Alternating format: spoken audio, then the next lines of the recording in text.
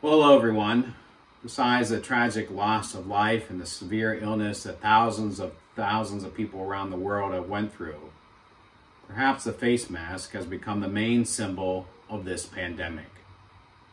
Initially, when it was recommended that we do wear a face mask, I know many of us struggled with it being uncomfortable. We weren't happy with the look of it. Plus the struggling of remembering it when you went into a store, getting used to being on, sometimes forgetting that it was on, breathing differently, and having one's glasses get steamed up were all things we had to get used to. But once again, the human spirit persevered, and there were all kinds of creative takes and designs, even ones with favorite football teams. There were inventive shields and all kinds of things that helped protect us. Sadly for some, it became a politically charged line in the sand of one's personal rights, which is very unfortunate, especially for us as Christians, who, if in wearing the mask we were protecting the neighbor, it seems like something we would want and ought to do. I think as we have journeyed through this pandemic, we've gotten used to the mask. Many, in some ways, have gotten attached to the mask. And perhaps it almost seems like a shield of comfort, if you will, for us as we weighed out our risk in doing certain things. As a church, navigating things, particularly worship decisions during this time, has not been easy. However, we have leaned on both state recommendations and the Center for Disease Control, the CDC, for our guidelines, which included requiring a mask in order to protect others and ourselves and to limit exposure to the coronavirus. Now, as you may know, this last week, both the state and the CDC modified those restrictions. The CDC has said that if a person is fully vaccinated, which means that you have gotten both shots, if you received the Pfizer or Moderna version, or one shot if you received the Johnson & Johnson method, that once you waited a couple weeks following those shots, a person reached one's best immunity. People getting the vaccine is still of utter importance for us putting this pandemic behind us. So with the CDC and the state being our go-to for scientific practices and best guidelines for us, having now made changes in their recommendations that are certainly more freeing for those who have received those vaccines, it is time to look at the policy again. It doesn't seem logical to say, well, now we're going to use another resource because we don't like what the CDC and the state are doing, because that's exactly why we follow these folks in the first place. They are experts.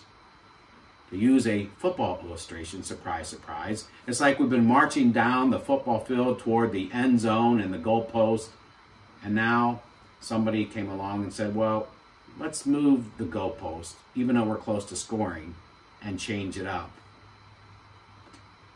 In addition, at our congregation, we are aware that a very high percentage of our eligible members have received the vaccine, and we already know that many young people now are in the process. Therefore, as we continue to follow the best guidance presented to us, even though it may not be the timing we may have wanted or desired, we are now going to provide a choice, a cover option for those wearing a mask, for those who are fully vaccinated. To put it straightforward, if you are fully vaccinated and do not choose to wear a mask any longer in worship, that will be okay. Now, to see people not wearing a mask after over a year of wearing them is going to make us all uncomfortable for a while.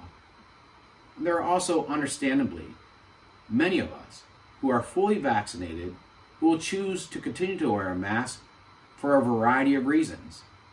And those reasons make sense and should be honored. So we certainly encourage folks who are comfortable yet wearing a mask to continue to do so for as long as you judge necessary for yourself.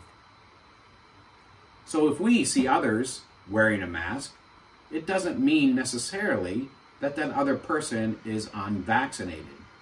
It just means they are choosing to wear a mask for what could be a variety of reasons. So if you happen to be a person who is very comfortable wearing the mask, even though you are already fully vaccinated, we invite you to do so, and you should feel very good about that cover option choice.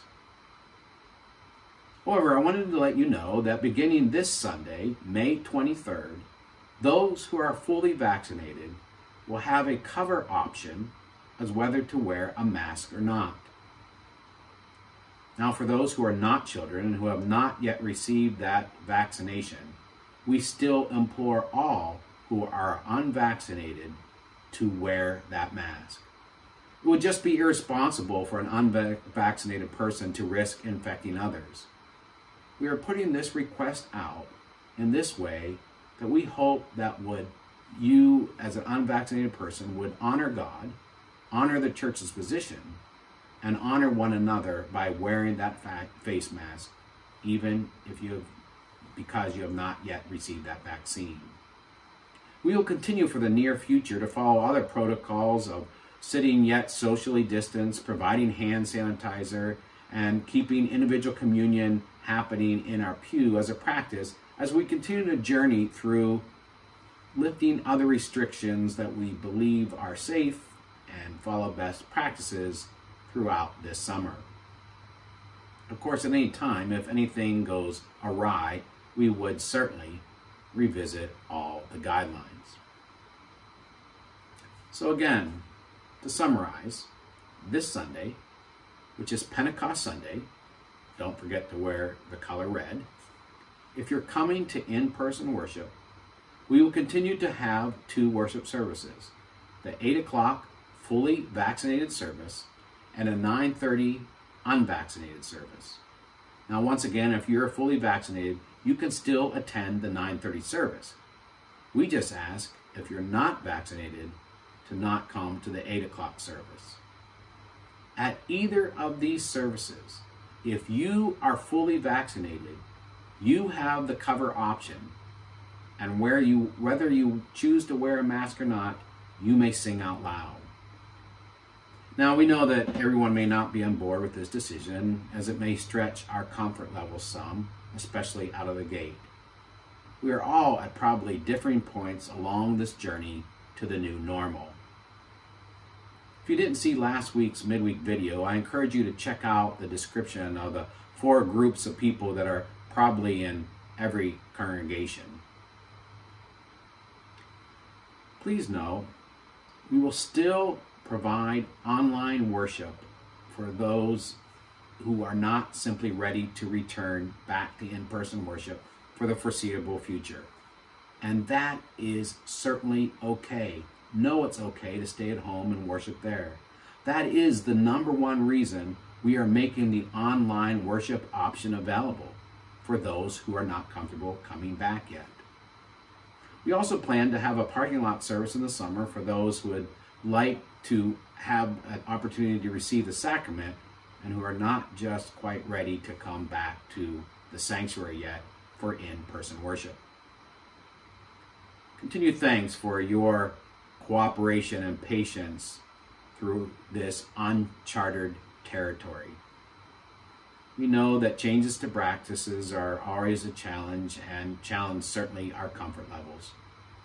For me, to cancel in-person worship at the very beginning of this pandemic really pushed my buttons of comfort levels for quite a while.